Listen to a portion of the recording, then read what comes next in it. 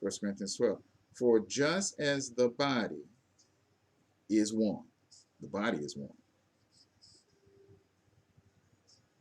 I have a body, you have a body. That's one body.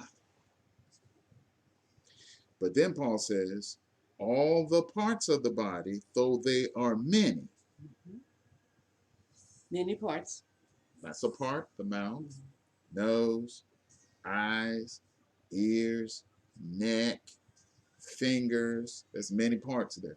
Mm-hmm. The body of Christ is the same way. And he says down here, for just as the body is one and yet has many parts, and all the parts of the body, though they are many, are one body. Right.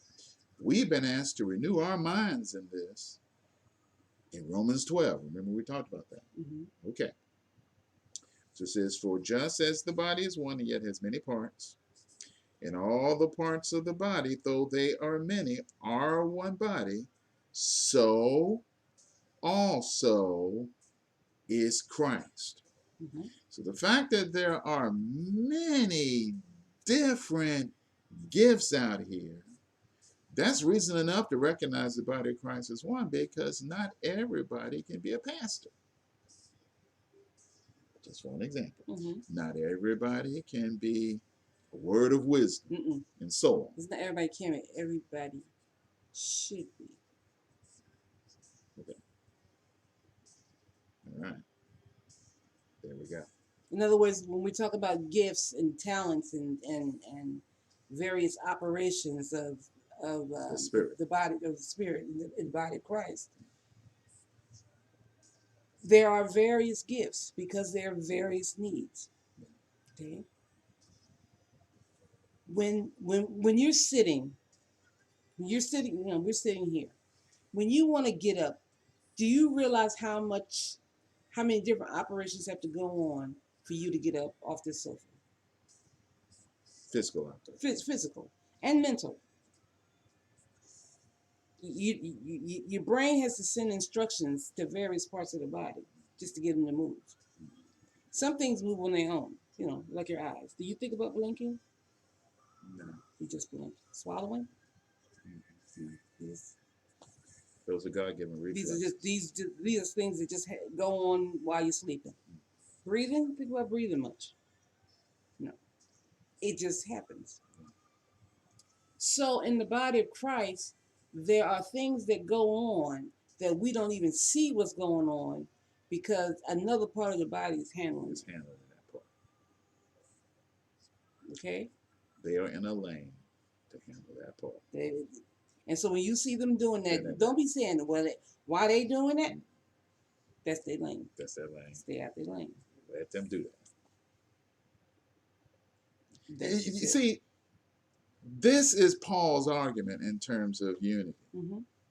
The fact that there are diversities of gifts validates the oneness of the body because, as Ms. Stokes said several weeks ago, the finger does its thing. The nose does its thing. That nose can't go over here and do what a finger does. That finger can't go over here and do what a nose does. The fact that they are diverse in operations proves the unity of them because Paul is comparing the unity of the body of Christ with the unity of the physical body itself. Right. And that's what he's saying down here in verse 12. And then read yours in verse 13. In fact, read verse 12 again and then go into verse 13. Right. For just as the body is one and yet has many parts, and all the parts, though many, form only one body, so it is with Christ. For by one Holy Spirit we were all baptized into one body, spiritually transformed, united together, whether Jews or Greeks, Gentiles, slaves or free, and we were all made to drink of one Holy Spirit, since the same Holy Spirit fills each life. You see that? See, the Holy Spirit is the one accomplishing all of these varieties of gifts. So they're not gonna be the same, just like the physical body is not all a nose. Mm. Now, I hope you see the principle here. In other words, the body of Christ is diverse in operation, Mm-hmm. but one in purpose.